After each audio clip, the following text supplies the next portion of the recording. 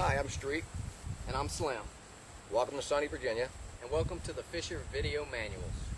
My buddy Slim here was kind enough to share one of his sites with us today. In some of the most beautiful country you're ever going to see anyplace. It's a gorgeous area in central Virginia. We want to spend a few minutes today and talk to you about some of Fisher's latest offerings. We'll probably start out with the Fisher F70, their flagship detector, which is my personal machine of choice. And then we'll move on to the F70, which is a fantastic companion and backup machine, in my opinion, to the F75. And then we're going to show you their latest offering, the Fisher F5, which is a nice mid-range, mid-price, very powerful, high-performing machine as well.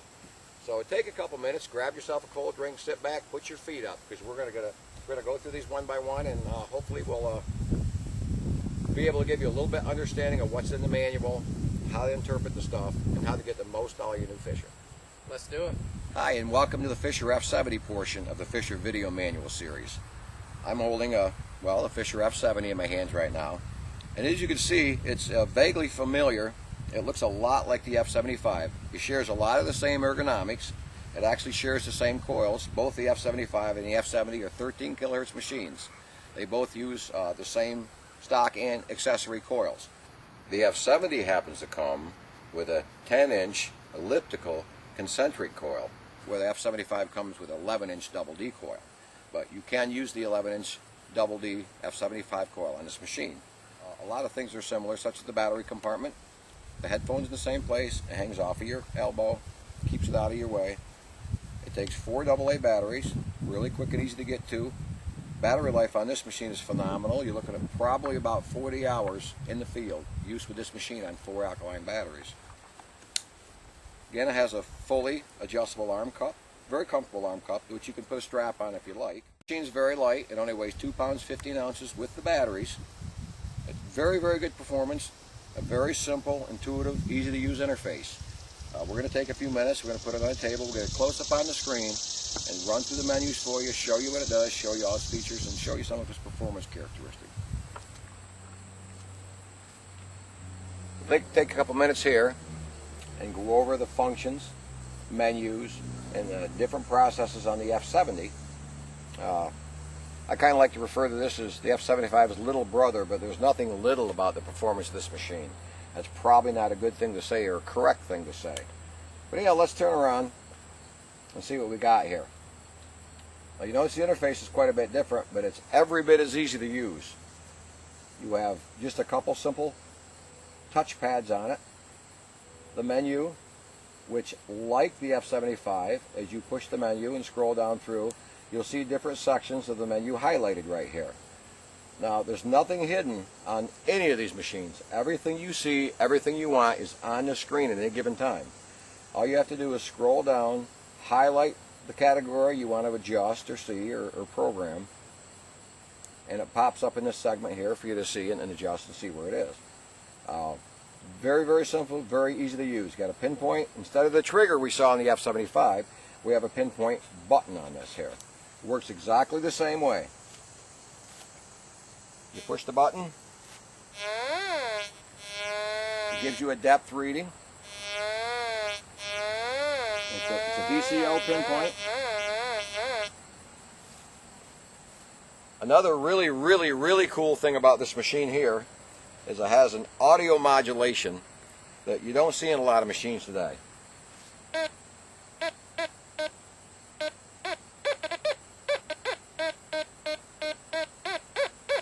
You change your speed and change your distance from the target,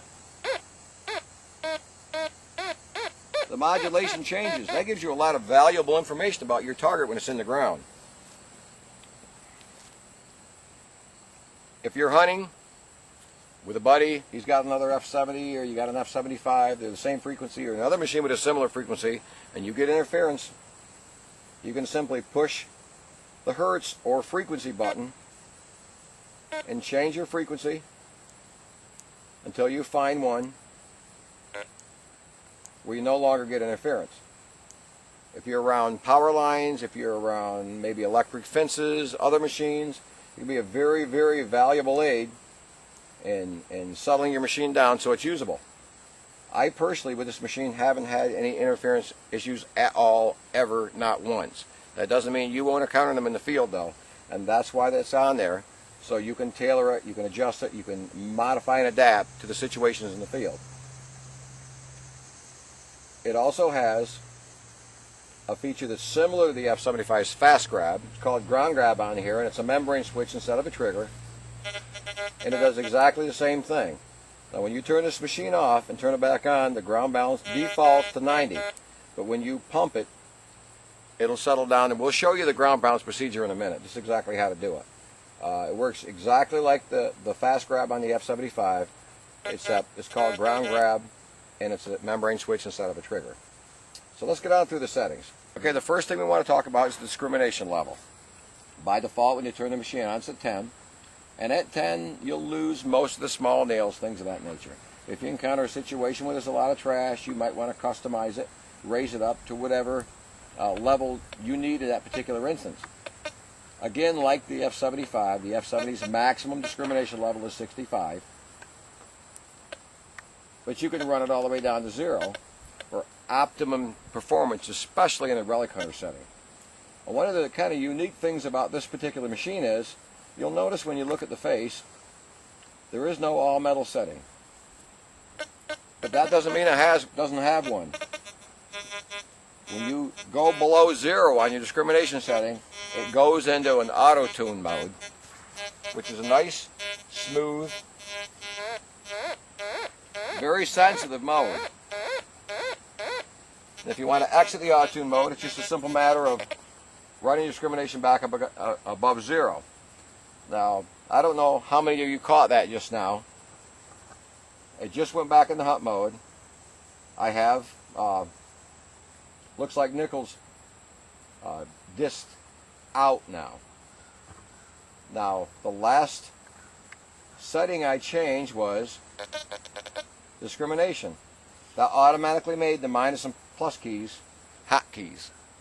So whatever setting you changed last, no matter what it is, you're out in the field hunting, it goes back into the hunt mode, and you're going along, it's like, oh, I want to change that just a little bit again. All you have to do is literally hit the up or down key, and it goes right back to the last setting you changed. It'll do the same thing with the speed setting, the sensitivity, the threshold, any of the changes you might make. If you make that change last, it automatically makes the plus and minus keys the hotkey. Our next setting, since we're talking about discrimination, is notch. And again, that works exactly like the F75. As we go up through and choose different sections, and then go back through and check our disc level, you'll find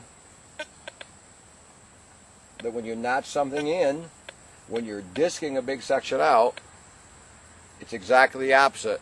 Discrimination is notch.